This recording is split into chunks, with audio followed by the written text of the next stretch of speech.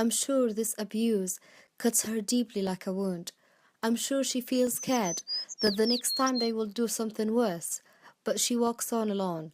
She hasn't done anything wrong, but it seems some people hate her simply because of her skin color or her religion, just for who she is. Does she have to put up with all of this hate? Good afternoon. Good afternoon. When hate happens to your members, don't let them suffer in silence. Don't let them say, it's not worth telling anyone, or what's the point of reporting it? Sometimes I just want to stop it from happening again. Doing nothing is not a solution. Doing nothing does not deal with the impact of hate on their life. Doing nothing does not stop it from happening again and to others. We know that many of our members hesitate to involve the police, but there are other actions you can take. If someone is a victim of hate and they do not want to involve the police, but they do want some help to deal with the emotional and material impact of hate crime, then they should contact Victims First Northumbria. Abby and Sana are victim care coordinators at Victims First Northumbria. Victims First Northumbria is here to help people to recover from impact of crime. So usually in our first initial contact, we look at their needs, what they actually need help with. We can refer them or signpost them to our specialist commission services or any other organizations or agencies if required. So we can also offer them support from our fully trained volunteer team who can stay in touch with them on a regular basis and give them emotional support. We can also give them advice on protections like their home safety and security. And to be honest, victim can stay, or if they are not victims, they can stay in touch with Victims First Northumbria for as long as they want to receive services. We are independent of the police, the councils, the Home Office. The only reason we would ever look at contacting another organisation is if the safety or welfare of the victim became an issue, and if we needed to sort of access the services, we would make sure their safety was paramount. We do believe in multi-agency work, so if we do require support from any other organization, then that can be arranged with the victim's consent, or if they want support to contact police, their coordinator within Victims First Northumbria can help them to be there with them. If one of your members is a victim of hate crime and you've checked with them that they're okay reporting it to the police, please call 101 or you can report it online. You can help them do that themselves or you can report on their behalf.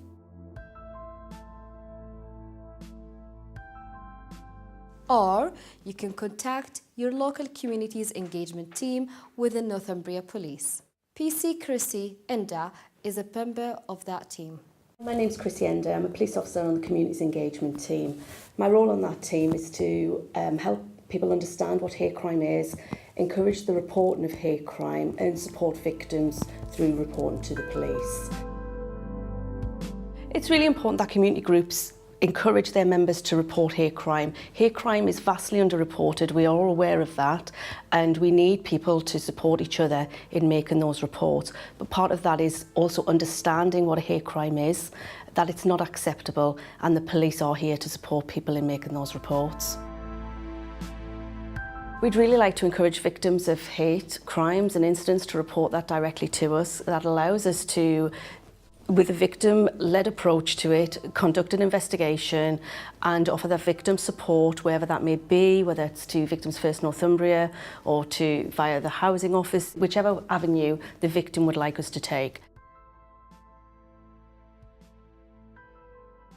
We will not just run away with an investigation without the victim being fully on board and supporting the actions that we take.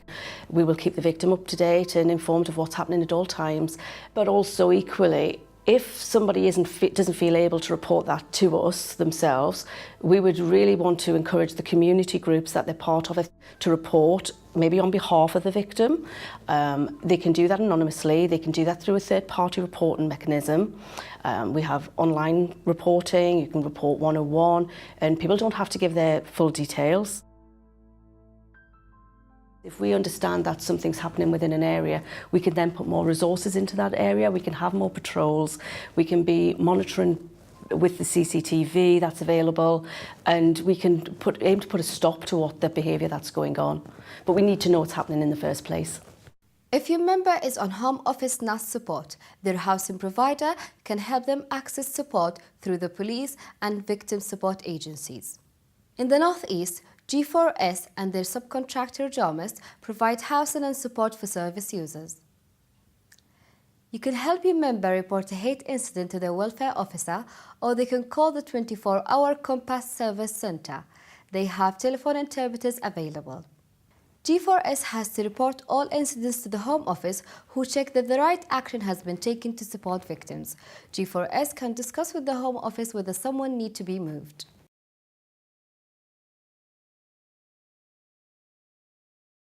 If someone is victim of hate and they do not wish to involve the police, you can still help them report the incidents to their local council. You can help them do that themselves, or you can report on their behalf. Every council has a community safety team. You should contact your local team. Joan Flood is a community safety officer at Newcastle City Council. We encourage everybody to report any hate incident or crime that they are victim to or witness to, even if the information is provided anonymously, because it's really important that we know what's happening in communities and we know where areas of the city where there's problems or tensions emerging. We have people who work within the council who work to support communities to address community tensions, work in schools with children and young people. And if we know that there's an issue in a community, then we can direct those resources to that community or to that school to try and support the people who are affected, but also to address those who are causing harm within that community. If one of your members is a victim of hate crime, you can contact Newcastle City Council, and we have a free 800 number that's answered 24 hours a day, which people can call in, and you can make a report on behalf of yourself, you can report on behalf of somebody else, or you can report an incident that you've witnessed or seen somewhere out and about. Hate crimes and incidents can also be reported at any Your Homes Newcastle housing office, and we have a number of voluntary sector organisations who also take hate crimes on our behalf, such as Action Foundation, Streetwise or MESMAC. The ART phone line also has translation service up to 100 different community languages. We'll try and direct them to support services around the city. We can also send that information to the police if the victim is happy for that to happen, and we can send the information about the incident either anonymously or by giving the victims information if they're happy for that to happen. Sometimes one little piece of information could be the piece in the puzzle that might give the police a full picture of somebody that they've been keeping an eye on for a while, or it might be information that helps to identify issues within a community that the council can then work with that community to provide support for the people involved. The Police and Crime Commissioner for Northumbria represents the interest of local communities. She listens to the communities and makes sure that the priorities are acted on by the police so that they deliver for all communities. Vera Baird is the Police and Crime Commissioner for Northumbria. Taking actions against hate crime is so important. Northumbria is a very friendly place, and we want to stop the very few who abuse people for what they are from behaving like that. So let's be really clear. So it's a crime. It can do lots of harm, and people won't feel that they can complain. So we must all do something to ensure that they have the confidence to complain if it's happening to them. The PCC has also commissioned a hate crime advocacy service. It's free, independent and confidential. You can refer your members there by phone, email or an online form. An advocate will meet the victim to talk through their options, choices and rights. They will link them to support and services and help them put their voice across. It's highly unlikely that somebody suffering hate crime will go straight to the police. It's such a big thing to do, and some refugees have a very bad experience of policing and won't go direct there. So those organisations must act as a conduit. But they'll need also to befriend the specialists, the police, the suppliers of victim services, so they can pass people on if they need specialist help. My message to the refugee groups would be to just encourage them to sort of give us a call or get in contact and for us to support each other. I feel as though by working together and that supporting of each other, that's how we can sort of achieve the best support in the community. If anybody's starting a community group, we'd really encourage them to get in touch with us on the Communities Engagement team. We have them across the force. We're happy to build up those relationships and get to know people. Following on from that, once we've built up that trust and confidence, we hope to encourage the groups to welcome in our neighbourhood policing teams, our uniformed officers, who can come and again build up those relationships with the members of the group, so that the members, when they see a police officer, they aren't frightened by the uniform. They can then understand that the police officers, they're just like you and I, and they're able to build up that personal relationship and feel that they have that trust and confidence. My important message to the communities out there is that if they believe they are a victim of crime, or if they believe somebody in their community is a victim of crime, then please don't suffer in silence. Pick up the phone and give us a call and have a confidential chat. My message to refugee community groups would be, if you've been a victim of a hate crime, or you know somebody who's been a victim of a hate crime, it's really important to report it and tell somebody. At your local council, there will be somebody there whose job it is to address hate crime and direct support to victims. Local councils across the country are able to address direct resources to areas where they've identified community tensions. The message I'd like to give to refugee community groups is that they need to make sure that they really know that community well and they're relied on. So that's down to all of us to act as partners to make sure that Northumbria is friendly to every section of its community. So remember, if you or a member of your community is the target of hate, please take action. You can act to bring support to the victim, to help them deal with the emotional and material impact of hate, and to stop it happening to them again. You can act to stop it happening to others in the community too.